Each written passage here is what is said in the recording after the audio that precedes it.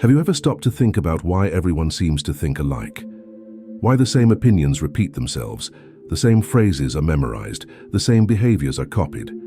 Why millions of people live their entire lives without ever having had a single, truly original thought? Over a century ago, a solitary and misunderstood philosopher named Friedrich Nietzsche looked into the future and saw exactly the world we live in today. He saw a humanity that doesn't evolve, but regresses, that doesn't grow, but shrinks, that doesn't think, but obeys. And he gave a name to this new type of human being that was emerging, the last man. A creature that doesn't want greatness, doesn't seek truth, can't bear challenges, only wants comfort, acceptance, and an empty, superficial happiness. The most terrifying part. Nietzsche predicted this would be humanity's victorious future. And looking around today, can you say he was wrong? In this video, you'll discover how modern society has transformed into a gigantic stupidity factory, how throughout history, increasingly sophisticated mechanisms were built to prevent people from thinking. And you'll understand why you probably are also a product of this factory. But wait, there's a way out. And Nietzsche showed us the path, so leave your like, subscribe to the channel and turn on notifications, share your reflections in the comments, and if you truly have the courage to face the truth about yourself and the world, share this video. Because what you're about to discover isn't comfortable, but it is liberating. Friedrich Nietzsche wasn't just a philosopher. He was a living diagnosis of the disease corroding humanity. In the late 19th century, when everyone was celebrating progress and civilization, he saw something different. He saw the beginning of the end. Nietzsche observed that Europe was creating a new type of human being, no longer stronger nor nobler, but smaller, weaker, more domesticated. He called this creature the last man. And he described this human type with words that seem written yesterday, not 140 years ago. The last man is the one who blinks and says, "We invented happiness." He seeks only comfort, security, and superficial pleasure. He doesn't want challenges, doesn't want greatness, doesn't want truth, just wants to be comfortable, accepted by the herd, and to die without having bothered anyone. And Nietzsche made a terrifying prediction. This would be the natural evolution of modern humanity. The mediocre man would become the rule, not the exception. Look around, was he wrong? To understand how we got here, we need to go back in time. Because the manufacturing of stupidity didn't start yesterday. Nietzsche identified three great historical forces that domesticated human beings: religious morality, the modern state, and mass culture. Let's start with the first. For centuries, Christian morality taught something revolutionary but dangerous: the denial of earthly life in favor of a heavenly promise. Nietzsche called this slave morality, a reversal of values where weakness becomes virtue, submission becomes sanctity, and suffering becomes merit. It doesn't matter if you're exploited, humiliated, or oppressed in this life. Your reward will come in heaven. Accept, obey, suffer in silence. The result? Entire generations trained not to question authority, to accept injustice, to embrace their own powerlessness. And when religion lost its total power, something even more efficient took its place. In the 18th and 19th centuries, a new divinity was born, the nation-state. And with it came mandatory education, not to free minds, but to manufacture obedient citizens. Nietzsche knew this. He was a professor and saw firsthand how the German educational system functioned as a conformity factory. Schools didn't teach young people to think. They taught them to memorize, repeat, and obey. They produced intellectual soldiers, not philosophers. The objective was clear: create a uniform mass of workers and soldiers who wouldn't question orders, who would accept hierarchies, who would serve the state without hesitation. Think about your own education. How many times were you encouraged to doubt, to question, to think independently? Or were you trained to give the right answers, follow the curriculum, pass the tests, and become a productive member of society?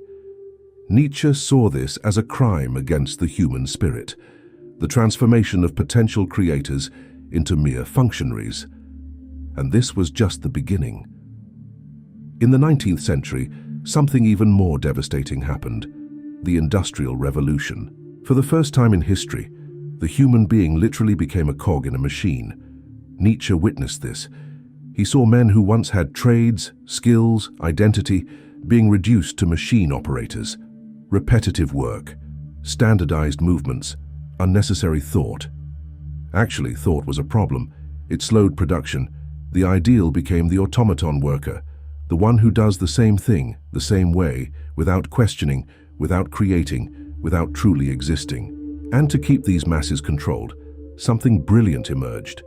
Mass entertainment, sensationalist newspapers, cheap novels, later, cinema, radio, television, all designed not to elevate, but to distract.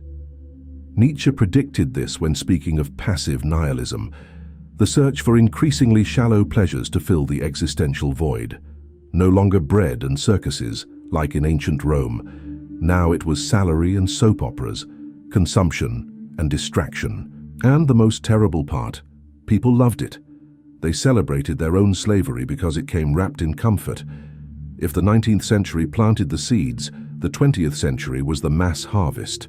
2 world wars proved that millions of people could be convinced to kill and die for constructed narratives.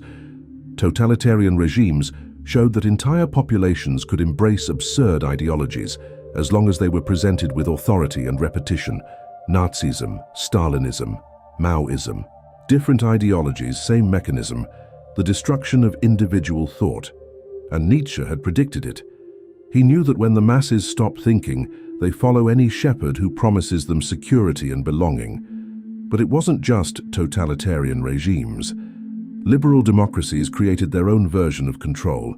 Instead of prohibiting thought by force, they made it irrelevant through saturation, infinite consumption, constant entertainment, meaningless choices, the freedom to buy anything, except the freedom to be something greater.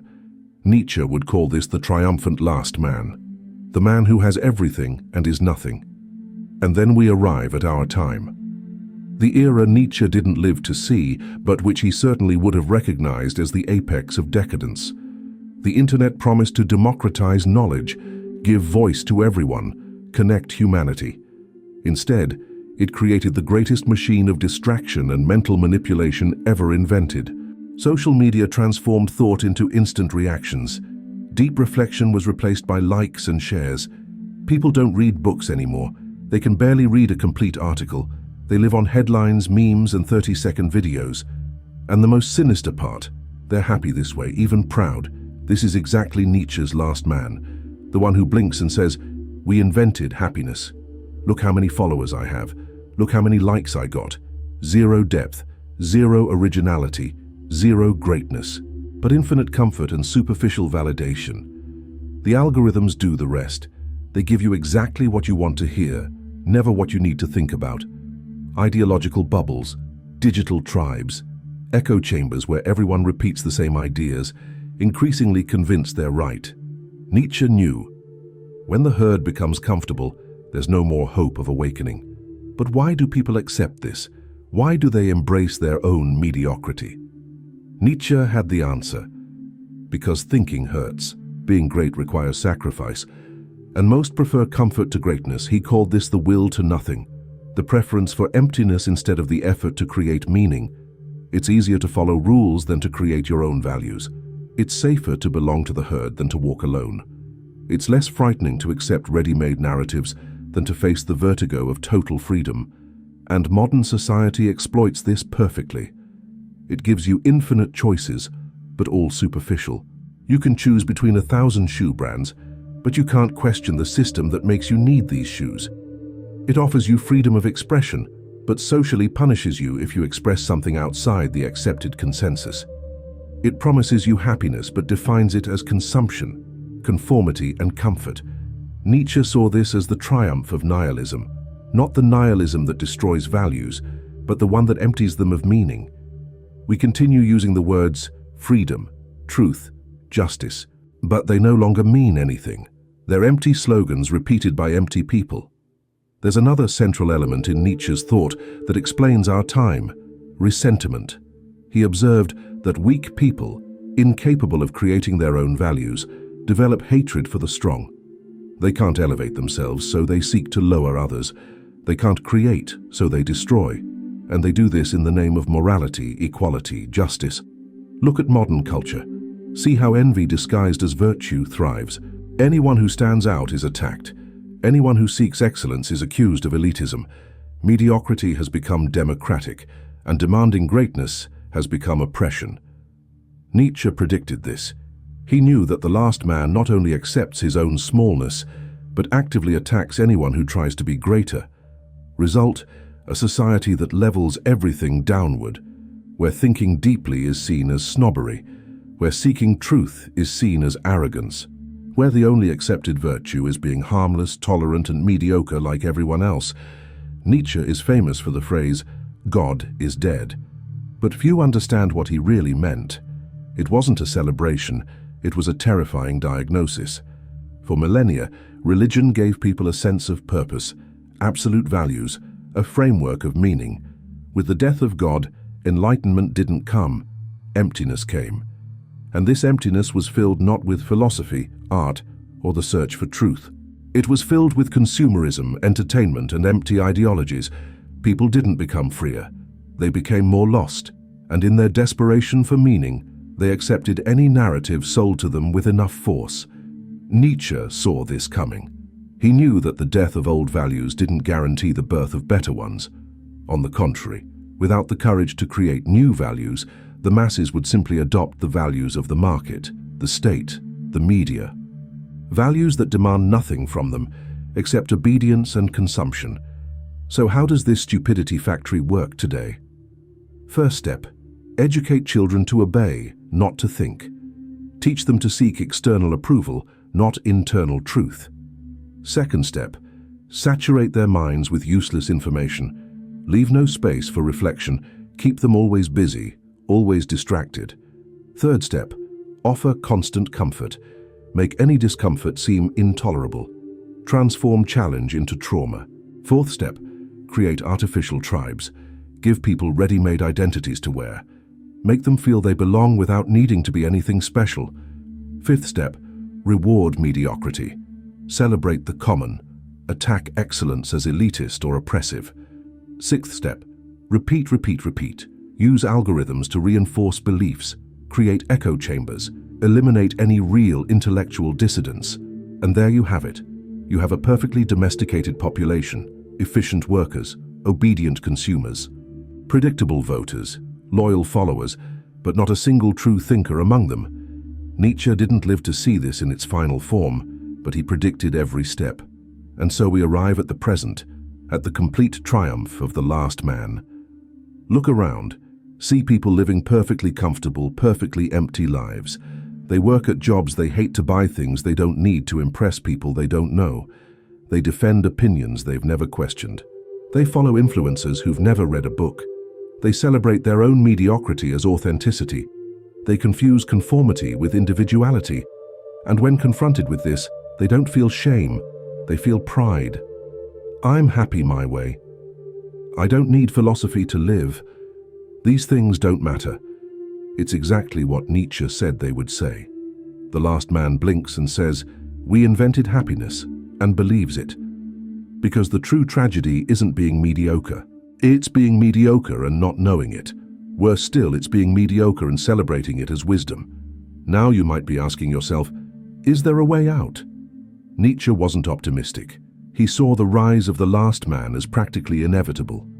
But he also spoke of another possibility, the overman, the individual who creates their own values, who thinks for themselves, who dares to be great, not a superhero, not someone with special powers, just someone who refuses mediocrity, someone who questions everything, who faces the discomfort of thinking, who accepts the loneliness of not belonging to the herd, someone who says no to comfort when it means saying yes to truth.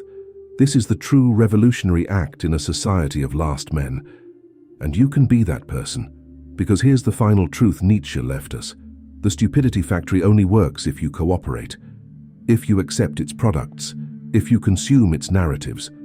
The moment you stop accepting ready-made answers, the factory loses power over you. The moment you question your own beliefs, you escape the herd. The moment you choose discomfort instead of comfort, truth instead of validation, you stop being a last man. This isn't easy. Nietzsche never said it would be. Truly thinking means facing the abyss. It means accepting that the majority is wrong about almost everything. It means living without the crutches of consensus, social approval, comfortable certainty. But it also means truly living. Not as an automaton, but as a complete human being. Nietzsche wrote for the future, for people who hadn't yet been born, people who would live in the era he predicted. That era is now. Those people are us. And the question isn't whether society will continue producing stupidity en masse. It will. The factory won't stop. The question is, will you continue being a product of it? Or will you have the courage to think for yourself, to question everything, to seek greatness instead of comfort? Because in a world of last men, thinking clearly isn't just a personal virtue. It's an act of rebellion. It's refusing to be just another cog, another consumer, another follower. It's choosing to be truly human. And maybe, just maybe, if enough people make this choice, the stupidity factory will start losing its raw material. Nietzsche died over 120 years ago. Mad, alone, misunderstood. But he saw our time with frightening clarity. He saw the rise of mediocrity, the death of thought, the triumph of the herd, and he left us a warning and a path. The warning: humanity is walking toward its own diminishment, to becoming increasingly smaller, weaker, emptier. The path: you don't have to follow this fate. You can choose to think, you can choose to question, you can choose to be great. The modern stupidity factory is real, it works perfectly. It produces millions of last men every day, but it only has power over those who accept being molded. And you? Will you accept? Or will you wake up, question, and refuse to be just another product? The choice has always been yours. If this video touched something in you, share it, not because it's popular, but because it's necessary. Leave your reflections in the comments, your doubts, your struggles against mediocrity. And remember, in a world that profits from your ignorance, thinking clearly is the most revolutionary act you can do. Until the next video. And keep thinking.